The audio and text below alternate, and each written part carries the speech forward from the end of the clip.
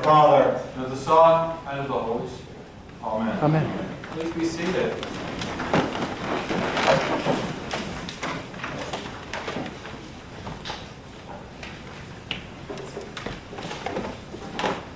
In the 1980s, we had a series, or at least the TV companies had a series of a new kind of show that was going to be on evening TV. The days of Mayberry and all the different kinds, Gilligan's Island and all that was basically over. They needed something more exciting, more followers, and so they came up with basically a nighttime soap opera for everyone. Now it's funny how, my grandmother, I remember her hearing this and saying, well, it sounds like trash TV to me.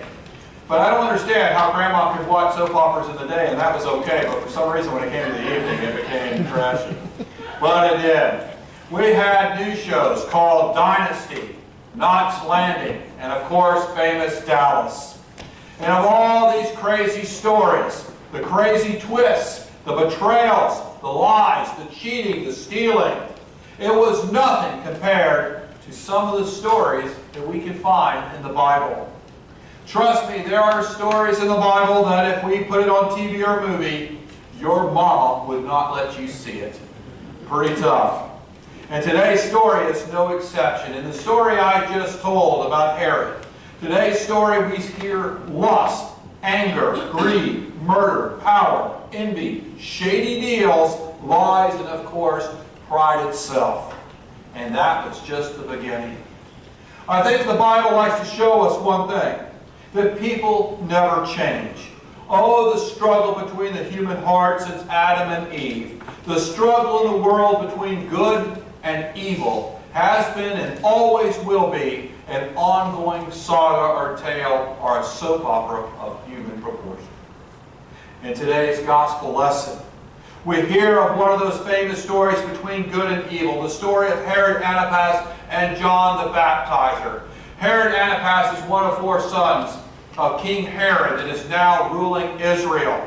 He will have, unlike that King Herod, this King Herod will have the role in part of the crucifixion of Christ that we will hear later on during Easter. But it's this Herod Antipas, and of course we know John the Baptizer. John, as we know, is the voice. Like Abe Lincoln's voice for the freedom of slavery, like Martin Luther King's voice for the freedom of injustice, John is the voice for the freedom from the chains and shackles of sin and death in the world. Everyone seemed to be talking about John. People were coming from all over to hear his sermons. I would have loved to have heard it because they were walking for miles and miles just to hear it. They come to him to be baptized, to wash away the original sin. They come to repent of their sins. And people are seeking the true love of God. People deeply want that love and promise of God, and they came to John so that they could receive it. People deeply, deeply wanted to hear him. And John was the voice preparing the world for the love of God through Jesus Christ. However, as we all know, wherever there is a voice for love, challenging the world, there is also people in the world who want to silence that voice. Especially ones are people who feel threatened. And this is no different. There is someone who is trying to silence the voice of John. It is Herod's wife, Herodias. But why? Herodias lives in a palace. She has all the luxuries of their world. She has all the servants and everyone taking care of her. What does she care about this man down by the river wearing camel hair and washing away sins? Why does she want to silence John the Baptizer? Well, first is John's mission. John wanted the path to be straight between God and Israel. But there was a huge boulder in the road, and John wants to remove it. John was very critical of Herod's marriage to Herod, who was supposed to be the so-called king of the Jews. So what happened? What has got John so upset that he is screaming and hollering about the king and his wife? Well, are you ready for today's soap opera? Because we're about to hear one. And you cannot make this stuff up. Herod divorced his wife so that he could be with Herodes. Herodes divorces her husband Philip because she wants to be with Herod. Okay, we're there so far, but there is a problem. Herodes and Herod is Herod's brother Philip's wife. You get what I'm saying? His half-brother's wife is Herodes, and he has taken her away to marry him. And this is not good with Jewish culture. But you think that's bad enough, there's more. Herodes, his new wife, is also Herod's other half-brother's daughter. That's right. You like that twist of fate, huh? In other words, Herod is not only marrying his brother's wife, he is also marrying his niece. And Herod is supposed to be the so-called king of the Jews. And the Jewish people are not happy about their leader and his choice of divorcing and marrying his brother's wife, who is also his niece. And you thought your family had problems. To marry in such a way is a violation against God's law. And remember, in Jesus' time, in the culture, if one offended God, people had to start asking the question, how does this affect the whole populace as a whole? People all over the region were talking about it. Their leader. It is their leader that was supposed to be called by God to be this king. People were talking, and they were gossiping and talking with each other about it, and it's getting louder and louder, yet the people publicly had to be silent. You can't talk publicly about your king and his wife. You can't publicly criticize your king and his wife. Well, unless you're John the Baptizer. And criticize he did. He spoke on behalf of the people who were very upset about it, but he also spoke on behalf of God. And Herodes is outraged. Her name, she feels, is being slandered all over Israel, and she's had it with him. And so much that Herod, it says, jails John, binds him and puts him in jail, not to arrest him or punish him, but actually for John's protection. Herodes wanted revenge. She wanted revenge bad, and she was willing to wait for the right time. And just like every good soap opera, there's always a twist of fate at the last minute. And for Herodes, it happens. It said, Mark writes that an opportunity came when Herod, on his birthday, gave a banquet for all the leaders of Galilee. So all the people who are somebody in Galilee is there. And you can imagine the party, the best wines, the best food, the best fruit, the best of entertainment of that time. And they're all having a wonderful time. When again, another twist in our saga tonight. Suddenly, it is actually Herod's daughter, not Herod's daughter as it says in the Bible today. Herod's daughter, her name is actually Salome. She ends up coming out, and I'm sure she was forced to, but came out and had a nice dance. I'm trying to be real clean because I want your mama to hear the sermon. She comes out and she begins to dance for Herod. And Herod apparently is very pleased. And the more she dances, the more pleased he is. And apparently so pleased that he says to her, I will give you anything you want. And apparently is more pleased about it that he says, I will give you everything up to half of my kingdom. Imagine his friends who are watching this. What is she going to ask for? Up to half of his kingdom? You can imagine all eyes are on this girl and on Herod. And she goes and she asks her mom. She says, what do I ask for? And like J.R. Ewing doing an oil deal, she says, you give me John the Baptizer's head. And she goes back out and she says, I want John the Baptizer's head on a platter.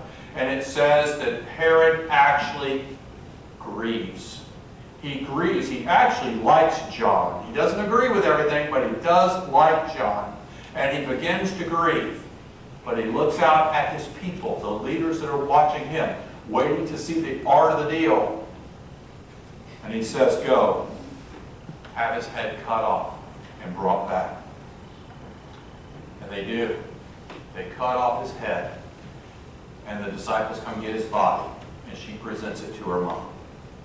In the end of this crazy twisting of the story, in the end it sounds like the power seems to come from Herod's hand. But in truth, the real power was Herod's own pride.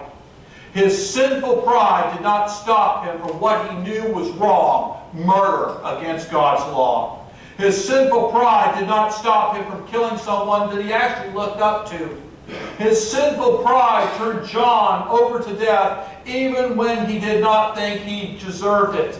His sinful pride also then caused fear in his heart of Herod when he looked at all the other leaders of Galilee. He could have easily said to the young lady, I said I would give you anything up to the half of my kingdom. I never said that I would murder someone. But his sinful pride caused the crowd to win. His sinful pride killed a man named John, but it did not kill his voice. We see the same pride in another parallel story if you think about it. Isn't it the same story with Pontius Pilate? Think about it. A man who saw no wrong in Jesus, a man who wanted to free Jesus, but a man who allowed his pride to get in the way. A man that allowed his pride as a leader to allow the crowd to cause him fear. And when they threatened him with Caesar, it is his pride as I'm the leader here, I'll make the decisions. Crucify him. You see, pride and fear together is a very dangerous combination. And it can easily pull any of us away from God. So what about us? Do we allow our pride and fear to pull us from the most important thing in the world, love, the love of God, shown through the resurrection of Jesus Christ? Do we allow our pride and fear to pull us away from the work of God? Do we allow our pride and fear to pull us from being a voice for God in a broken world? Do we allow our pride and fear to pull us away from helping those who cry out for help? Do we allow our pride and fear to pull us from those that are hungry, that are victims, those who are seeking shelter or clothes? The truth is, it can be easy for our pride and fear to pull us away from the things that God has truly called us to do. Why? Because the world is out there all the time trying to silence the voice of God in all of us. Sometimes it's with fear. Sometimes it can be with doubt. Sometimes it can work with worry. Many times the world will try to silence the voice of God in all of us. The world will tell you that we don't have enough time to help others, or sometimes even worship God or pray with Him. Sometimes the world will tell us that we have other obligations, work and family and friends and other things to take care of before God. The world will tell us that we don't have enough money or resources to help our community and our neighbors. The world may tell us that in the big picture of things in the world, we can't really change anything. The world may tell us that one person or one church really can't make a difference in their community. Don't believe the lie. You see, the one thing the world cannot do and has never done, the world cannot overcome and stop the voice of John. The world cannot overcome and stop the voice of Jesus. And the world cannot overcome and stop the love of God. It never has, and it never will. It is the love of God in us that becomes that voice that puts our faith into action. Last week I got to see a couple of wonderful sermons by our presiding bishop. He was preaching about the Episcopal branch of the Jesus movement. As he said, this isn't something I made up. This has been going on for 2,000 years.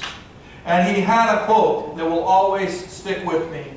He said, you know what? We are in the Jesus business, and we need to act like it. We will be talking more about the Jesus movement this coming year, because in 2019, just next year, we will be starting to talk about evangelism here at Holy Trinity. As we start to reach out to our neighbors about Jesus Christ, helping them know who Jesus Christ is, or returning them back to the church. We will be working with the Jesus movement, and I'm not talking about politics. I'm talking about sharing the love of God with our neighbors, with the stranger, with the friend, with the seeker, or the unbeliever. Soon we here at Holy Trinity will increase the voice of the love of God to our community, and we will be heard. But never, never can we allow people to silence our voice from loving our neighbors. Never, never can we allow people to stop us from sharing Jesus Christ with our community. Never, never can we allow people to stop us from being the voice of Christ's love in our world. Never, never allow someone to stop your voice. Never allow someone to silence our voice as a church. John was called to be the voice of the world for God. And so are you. Go. May your voice be heard. Amen.